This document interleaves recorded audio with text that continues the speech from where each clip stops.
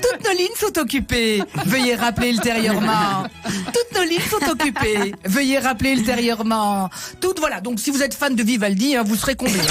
Willy Revelli met les points sur les i, matin, midi et soir, sur votre France Bleu ou francebleu.fr. Depuis vendredi, voilà, c'est officiel. Toutes les personnes de plus de 75 ans de ce pays peuvent appeler pour se faire vacciner et...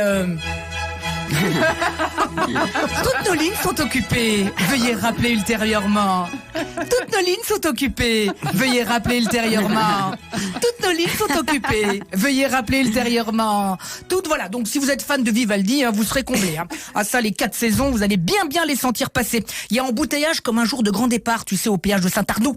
Non, mais tous ces gens-là qui ne voulaient pas se faire vacciner et qui, dès la première alerte de pénurie de vaccins Pfizer, veulent finalement se faire vacciner, ils me réjouissent. Alors, t'as vu, c'est devenu tendance maintenant. On ne compte plus chaque jour les stars qui appellent à la vaccination, comme Pierre Arditi, 76 ans, Daniel Auteuil, 70 ans, Gérard Jugnot, 69 ans. Bon, eux, c'est plus un appel, c'est un SOS qui passe. Ariel Dombal aussi est pour.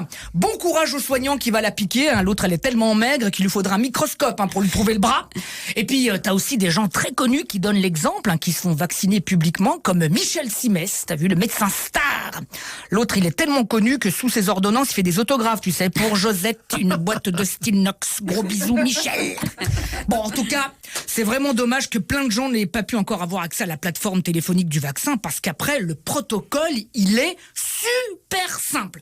D'abord, donc, tu appelles cette plateforme. Là, il te donne l'adresse du centre vaccin le plus proche de chez toi. Ensuite, tu te connectes sur l'application Doctolib pour prendre rendez-vous. Puis, tu vas sur Internet valider ta prise de rendez-vous à l'aide d'un code qui t'a été fourni au préalable. Code qui te permettra de recevoir par courrier un mot de passe unique qu'il te faudra confirmer en téléchargeant l'application Stop Covid qui t'enverra par SMS la date et l'heure du rendez-vous, où tu pourras donc facilement aller si la prise de rendez-vous a bien été acceptée par les autorités compétentes et surtout si tu es encore vivant après tout ce bordel. Voilà. Tu vois, c'est simple. En tout cas, ce qui est vraiment clair, c'est que si on ne connaît pas encore les effets secondaires du vaccin, les effets primaires, eux, on les connaît déjà.